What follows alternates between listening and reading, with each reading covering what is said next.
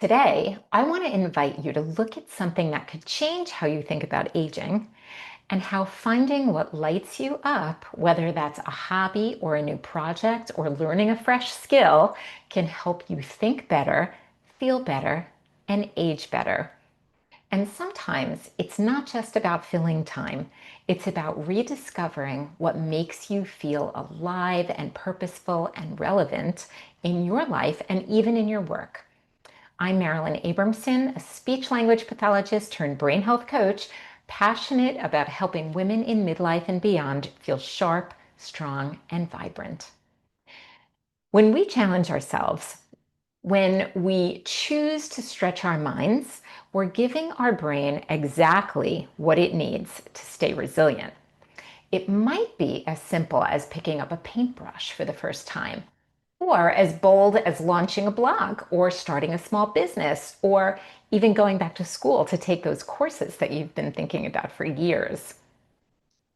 Every time you take on something new, you're creating new connections in your brain. And this is a process we call neuroplasticity.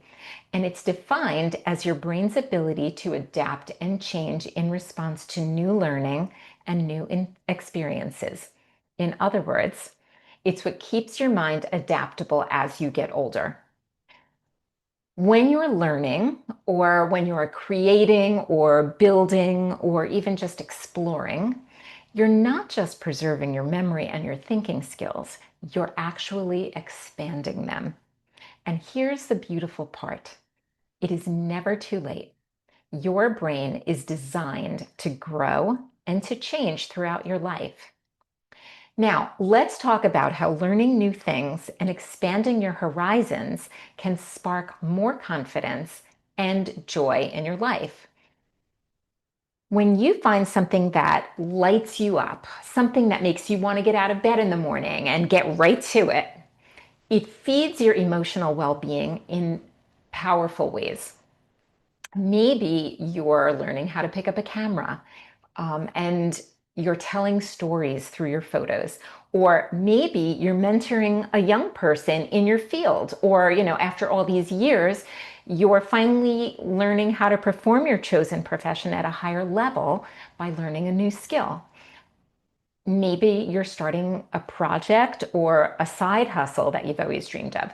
Pursuits like this give you a sense of purpose. They remind you that you're still growing, that you still have so much to contribute, and that you're still relevant.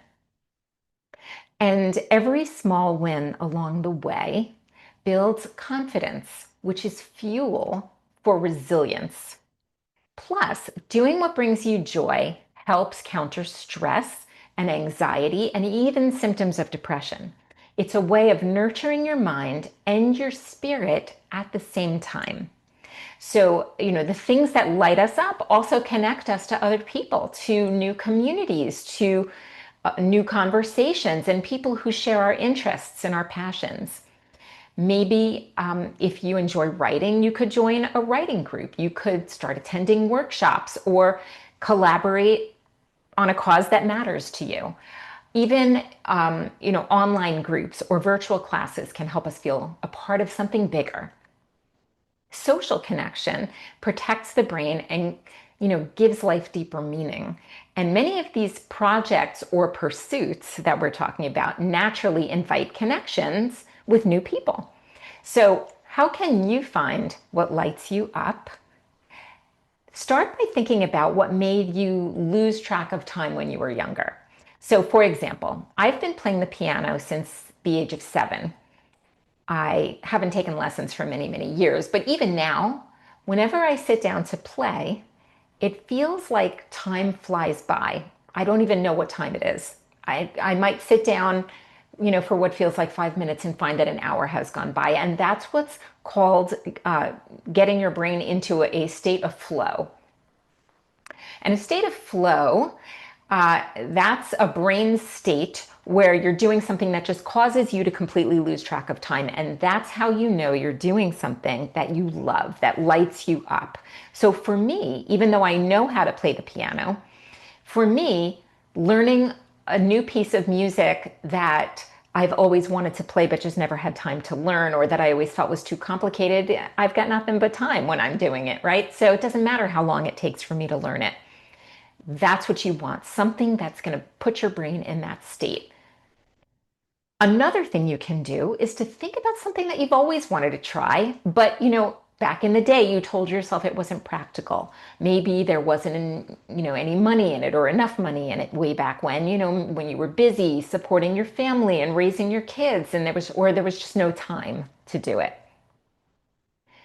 You can also just think about things that you're good at, that you do well and that everybody knows you do well.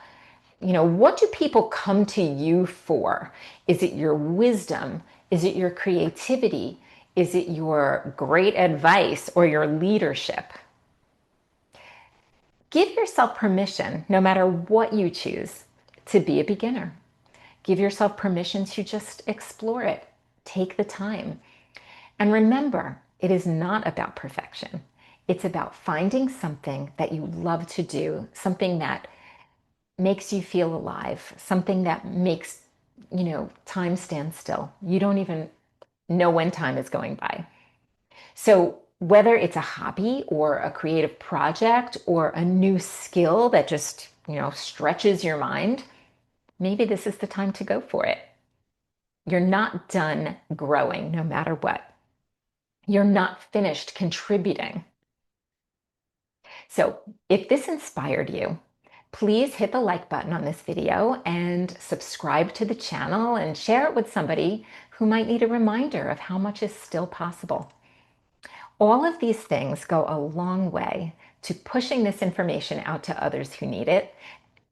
And I always appreciate you watching. And remember to stay sharp, stay strong, and stay you.